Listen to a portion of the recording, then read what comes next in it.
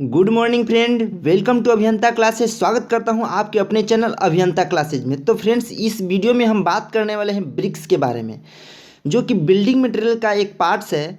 ये जो वीडियो है सिविल इंजीनियर के लिए है, या तो डिप्लोमा किया हो या तो बीटेक जो भी किया हो, सिविल इंजीनियर के लिए ये वीडियो है। तो वीडियो को अंत तक देखिए। चलिए हम इस वीडियो में ब्रिक्स को पूरा ख़त्म कर देते हैं, समाप्त कर देंगे। तो इस वीडियो को अंत तक देखना ना भूलिएगा। चलिए हम स्टार्ट करते हैं। तो सबसे पहले हम ब्रिक्स के बारे में बात करेंगे। तो ब्रिक्स को अगर हिंदी में बोला जाए तो ईंट, ब्रिक्स मीन्स ईंट होता है। ईंट के अगर शेप के बारे में बताया जाए तो ईंट जो होता है क्यूबॉइडल शेप का होता है, जनरली क्यूबॉइडल शेप का होता है। ऐसे तो ईंट डिफरेंट शेप का होता है, लेकिन जनरली क्यूबॉइडल शेप का होता है। तो ईंट के बारे में थोड़ा सा जान लेते हैं। ईंट जो है कंस्ट्रक्शन में काम आता है, यानी घर बिल्डिंग बनाने में, ये सब में काम आता है। तो सबसे पहले हम जानेंगे कि ब्रिक्स का साइज के बारे में जान लेते हैं थोड़ा सा। ब्रिक्स जो है क्यूबॉइडल साइज का होता है, जिसमें कि लेंथ, ब्रेथ और हाइट होता है। तो यहाँ पर सबसे पहले जानेंगे कि इसमें जो स्टैंडर्ड साइज होता है 19x9x9 सेंटीमीटर का होता है। नॉमिनल साइज होता है 20x10x10 सेंटीमीटर का। और ट्रेडिशनल एक साइज होता है जो कि 230x114x76 का होता है, यानी इतना का ट्रेडिशनल साइज होता है। ये सब एग्ज़ाम में क्वेश्चन आते हैं। तो यहाँ पर ये हो गया ईंट की साइज के बारे में। और उसके बाद अब पढ़ेंगे, यहाँ पर देख लीजिए, यहाँ पर फ्रॉग, ये जो है ऊपर में इसको बोला जाता है फ्रॉग, जो गड्ढा टाइप का है फ्रॉग। फ्रॉग इसलिए बनाया जाता है ताकि मोर्टार के साथ ईंट पे ईंट जब दीवार खड़ा किया जाता है तो मोर्टार के साथ बाइंडिंग का काम करे। फ्रॉग इसलिए बनाया जाता है। और फ्रॉग बनाने का काम ये भी हो जाता है ताकि कंपनी का प्रचार भी हो जाए। देखिए इसमें पूजा लिखा हुआ है, यानी पूजा कंपनी का ये ईंट है। तो सबसे पहले हम बात कर लेते हैं फ्रॉग की साइज़ के बारे में। तो फ्रॉग का जो लेंथ होता है 100 mm होता है। ये जो लेंथ होता है 100 mm होता है और ब्रेथ 40 mm होता है। तो इसमें कुछ गड्ढा भी होता है, जो कि गड्ढा यानी डीप 10 से 20 mm तक रखा जाता है। फ्रॉग का जो डीप रखा जाता है 10 से 20 mm तक रखा जाता है। चलिए अब हम जानते हैं कंपोनेंट्स ऑफ ब्रिक का। जो ब्रिक बनता है तो उसका कंपोनेंट क्या है। सबसे पहले इसमें सिलिका होता है, alumina, lime, iron oxide, magnesia और तरह तरह रहता है। तो सिलिका सबसे पहले में 50 से 60% रहता है। एल्यूमिना जो है 20 से 30% रहता है। लाइम जो है 4 से 5% रहता है। आयरन ऑक्साइड जो है 5 से 6% रहता है। और मैग्नीशिया जो है 2% रहता है। अब हम जानेंगे कि सिलिका अगर ज़्यादा हो जाए तो क्या होगा, एल्यूमिना ज़्यादा हो जाए तो क्या होगा। तो सबसे पहले देखिए कि अगर सिलिका ज़्यादा हो जाएगा ईंट बनाते समय, ईंट के कंपोनेंट में अगर सिलिका ज़्यादा हो जाए क्ले में, तो क्या होगा, ईंट जो हो जाएगा ब्रिटल एंड वीक, वो कमज़ोर हो जाएगा और ब्रिटल हो जाएगा। सेकेंड में कहता है कि excess of alumina brick crack on drying. अगर एल्यूमिना ज़्यादा किया जाए, जो कि 20 से 30% रहता है, अगर एल्यूमिना को ज़्यादा कर दिया जाए, ज़्यादा मात्रा में दे दिया जाए, तो ईंट ड्राइंग करते यानी सुखाते समय क्रैक कर जाएगा। ईंट क्या कर जाएगा, क्रैक कर जाएगा। उसके बाद थर्ड में कहता है कि excess of lime brick melt and distort during burning. Lime जब अगर ज़्यादा मात्रा में डाल दिया जाए तो ब्रिक्स क्या होगा, बर्निंग मतलब पकाते समय वो मेल्ट और डिस्टॉर्ट कर जाएगा, मेल्ट कर जाएगा। चलिए अब हम नेक्स्ट देखते हैं मैन्युफैक्चर ऑफ ब्रिक का। तो क्या क्या प्रोसेस है मैन्युफैक्चरिंग करने का, क्या क्या प्रोसेस है ब्रिक्स का। तो सबसे पहले ब्रिक्स को मैन्युफैक्चर करने के लिए preparation of bricks clay, preparation of bricks clay. सबसे पहले मिट्टी हम खोदते हैं, उसको सानते हैं। Moulding bricks, drying bricks, burning bricks. Moulding means सांचा में उसको ब्रिक्स के आकार देते हैं, ड्राइंग मीन्स सुखाते हैं, और बर्निंग मीन्स उसको पकाते हैं। ये 4 प्रोसेस है। तो सबसे पहले देख लीजिए प्रिपरेशन ऑफ ब्रिक्स क्ले में। तो ब्रिक्स क्ले का प्रिपरेशन सबसे पहले कैसे किया जाता है। तो सबसे पहले क्या किया जाता है कि ब्रिक्स का जो प्रिपरेशन है वो सबसे पहले किया जाता है ये कि the earth after digging out is left atmospheric action for weeks, few weeks, this process is known as weathering. उसको क्या किया जाए, सबसे पहले ऊपर का जो सरफेस है उसको हटा दिया जाता है, जैसे घास, कंकड़, पत्थर ये सब रहता है, उसको सबसे पहले रिमूव कर दिया जाता है। रिमूव करने से ये होता है, और कुछ थोड़ा सा खोद दिया जाता है, उसको हटा दिया जाता है, ऊपर का जो कचरा रहता है उसको हटा दिया जाता है, ताकि अंदर का जो मिट्टी निकले साफ निकले। तो यही यहाँ कहता है कि the earth after digging out is left to atmosphere. Earth मतलब मिट्टी खोदने के बाद कुछ दिन तक उसको रख दिया जाता है। इस प्रोसेस को कहा जाता है वेदरिंग। उसके बाद यहाँ पर कहता है कि the process of mixing clay water and other ingredient to make brick is known as kneading. यहाँ पर बोलता है कि मिक्सिंग ऑफ क्ले वाटर और अदर इंग्रेडिएंट को जो मिलाने की प्रक्रिया है, प्रोसेस है, उसको नीडिंग बोला जाता है। एग्जाम में ये सब क्वेश्चन आते हैं। नॉन एज वेदरिंग पूछ देंगे, नॉन एज नीडिंग पूछ देंगे, ये सब एग्जाम में आते हैं। नेक्स्ट पॉइंट कहता है कि 1.5 to 2.5 cubic of earth is required for moulding 100,000 bricks. मतलब 1.5 से 2.5 मीटर क्यूब ज़मीन खोदने से जो मिट्टी बनता है वो 1,000 ब्रिक्स बनाया जाता है। 1.5 से 2.5 मीटर क्यूब को अगर मिट्टी को खोद के ब्रिक्स बनाया जाए तो 1,000 ब्रिक्स मोल्ड किया जा सकता है, 1,000 ब्रिक्स बन सकता है। तो वो भी एग्जाम के लिए इम्पोर्टेंट है।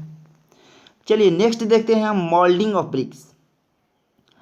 ब्रिक्स को कैसे मोल्ड किया जाता है, मतलब उसको साँचा में कैसे कैसे बनाया जाता है। तो सबसे पहले देखेंगे the molding of bricks either by hand and machine. यहाँ पर ब्रिक्स को मोल्ड किया जाता है हाथ से, और मैनुअली हाथ से किया जाता है और मशीन से भी किया जाता है। The bricks molded in machine when large number of bricks are manufactured in short time. जो मशीन से जो ब्रिक को मोल्ड किया जाता है इसलिए किया जाता है ताकि कम समय लगे, ब्रिक्स कम समय लगे, है ना। The bricks are molded in machine से इसलिए किया जाता है ताकि मैन्युफैक्चर करने में, मोल्ड करने में बहुत कम समय लगे, इसलिए किया जाता है। नेक्स्ट क्वेश्चन है, नेक्स्ट पॉइंट जो है कि the handmade bricks are superior to machine made bricks for facing purpose. Facing purpose के लिए जो आदमी बनाता है, आदमी जो मोल्ड करता है अपने हाथों के द्वारा, सांचा के द्वारा, वो अच्छा होता है। मशीन से जो मोल्ड किया जाता है उससे अच्छा होता है आदमी द्वारा किया हुआ। अब हम नेक्स्ट पढ़ेंगे ड्राइंग ऑफ ब्रिक्स, मतलब ब्रिक्स को सुखाना। मोल्ड करने के बाद ब्रिक्स को सुखाया जाता है। तो ड्राइंग ऑफ ब्रिक्स में कहता है कि द ड्राइंग ऑफ ब्रिक्स में बी नेचुरल और आर्टिफिशियल। नेचुरल तरीके से और आर्टिफिशियल तरीके से ब्रिक्स को सुखाया जाता है। अगर नेचुरल की बात करें तो मोल्ड करने के बाद उसको कुछ दिन हल्की धूप में रख दिए जाते हैं और वो ईंट सूख जाती है, और आर्टिफिशियल तरीके से भी यहाँ पर ईंट को सुखाया जाता है, ड्राइंग किया जाता है। नेक्स्ट है कि these bricks are arrange in row on their edge on slightly raise ground called hacks. Bricks सुखाने के बाद ब्रिक्स को रो में लगाने के, अरेंज करने के प्रक्रिया को हैक्स कहा जाता है। क्या कहा जाता है? हैक्स। ये भी क्वेश्चन एग्जाम में आते हैं, इसलिए ये पॉइंट इम्पोर्टेंट है कि हैक्स किसको कहते हैं। तो arrange in row on their edge on slightly raise, इसको क्या कहता है? हैक्स कहता है। नेक्स्ट पॉइंट है कि if the bricks are not properly dried before they are burned they may get cracked during the burning process. अगर bricks अच्छे तरीके से नहीं सूख पाता है, ड्राई नहीं हो पाता है, तो पकाते समय यानी बर्निंग के समय वो क्रैक कर जाएगा। क्या कर जाएगा? क्रैक कर जाएगा। अब हम लोग नेक्स्ट पढ़ेंगे 4 नंबर में बर्निंग ऑफ ब्रिक्स। ब्रिक्स को बर्निंग करने का जो तरीका है वो जानेंगे। सबसे पहले है कि the burning of bricks dry bricks is done either in clamp और किल्न। क्लैंप और किल्न में बर्निंग किया जाता है। इंडिया में क्लैंप और किल्न के द्वारा ही बर्निंग किया जाता है।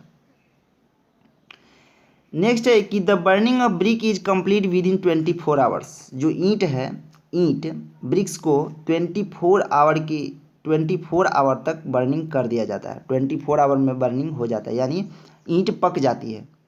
नेक्स्ट कहता है the bricks should be burned at temperature 1200 degree Celsius. इसको जब पकाया जाता है, ईंट को पकाया जाता है, तो 1200 डिग्री सेल्सियस की टेम्परेचर ज़रूरत होती है। 1200 डिग्री सेल्सियस पर इसको पकाया जाता है। अब हम लोग नेक्स्ट पढ़ेंगे क्लासिफिकेशन ऑफ ब्रिक्स। तो ब्रिक्स का क्लासिफिकेशन है first class BRICS, second class BRICS, third class BRICS. सबसे पहले फर्स्ट क्लास के बारे में बात करेंगे। तो फर्स्ट क्लास जो होता है रेक्टेंगुलर शेप का होता है और रेड कलर का होता है, ठीक है। नेक्स्ट में क्या है कि brick should not observe water more than 20% of on dry weight. अपने ड्राई वेट का, सूखा हुआ वेट का 20% से ज़्यादा वाटर एब्जॉर्ब नहीं करता है 24 आवर में। 24 आवर के अंदर वो अपने सूखे हुए ईंट के वजन का 20% से ज़्यादा वाटर एब्जॉर्ब नहीं करता है।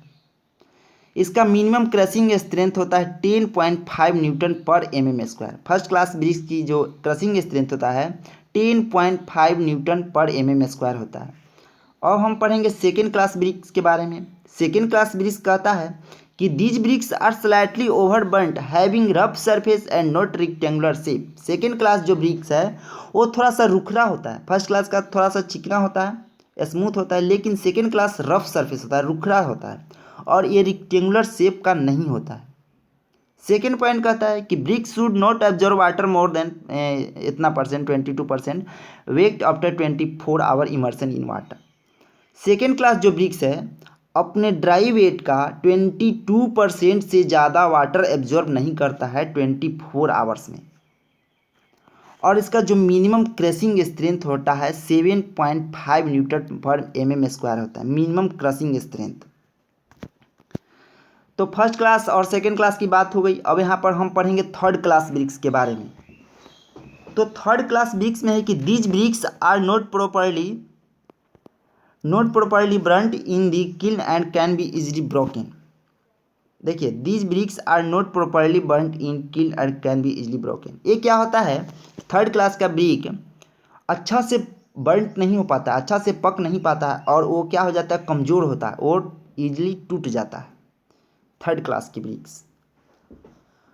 इसमें क्या है कि अपने ड्राई वेट का 25% से ज़्यादा वाटर एब्जॉर्ब नहीं करता है 24 आवर्स में। फर्स्ट क्लास ब्रिक्स क्या था कि 24 आवर में अपने ड्राई वेट का 20% से ज़्यादा वाटर एब्जॉर्ब नहीं करेगा। सेकेंड क्लास का था कि 24 आवर में अपने ड्राई वेट का 22% से ज़्यादा वाटर ऑब्जर्व नहीं करेगा। और थर्ड क्लास क्या है कि 25% से ज़्यादा वाटर ऑब्जर्व नहीं करेगा 24 आवर्स में। नेक्स्ट हम लोग जानेंगे कुछ स्पेशल ब्रिक्स के बारे में। स्पेशल ब्रिक्स ये होता है, एक होता है squint bricks, paving bricks, round bricks, hollow bricks, refractory bricks. ये सब स्पेशल ब्रिक्स है, तो ये सब का भी यूज है। स्क्वेंट ब्रिक्स का कहाँ यूज किया जाता है, तो स्क्वेंट ब्रिक्स का आपको यूज बता दें तो कंस्ट्रक्शन में यूज किया जाता है। कंस्ट्रक्शन एंड एक्यूट एप्टीज स्क्वेंट क्विंट्स में क्या किया जाता है, यूज किया जाता है। बात कर लें पेविंग ब्रिक्स का, बात करें तो पेविंग ब्रिक्स का जो यूज किया जाता है वो स्ट्रीट पेवमेंट, स्टेबल फ्लोर्स और गार्डन में यूज किया जाता है। जैसे गली वगैरह को क्या पेवमेंट करने में, मतलब। अब यहाँ पर थर्ड में देखिए राउंड ब्रिक्स कहता है। राउंड ब्रिक्स का यूज कहाँ किया जाता है, तो राउंड ब्रिक्स का जो यूज किया जाता है सर्कुलर पिलर में किया जाता है। जो गोल गोल पिलर बनता है वहाँ पर, हालांकि अब तो ज़्यादा बनते हैं, कंक्रीट का पिलर बनते हैं, लेकिन राउंड ब्रिक्स जो है पिलर में भी यूज किया जाता है। और बात करें हॉलो ब्रिक्स का, तो हॉलो ब्रिक्स जो यूज किया जाता है ये पार्टीशनल वाल और पैनल वाल्स में, मल्टी स्टोरेज बिल्डिंग में भी यूज किया जाता है। इसी तरह रिफ्रैक्टरी ब्रिक्स है। अब नेक्स्ट हम देखेंगे इम्पोर्टेंट फैक्ट्स फॉर ब्रिक्स का कुछ इम्पोर्टेंट फैक्ट्स है जो कि एग्जाम में पूछा जाता है।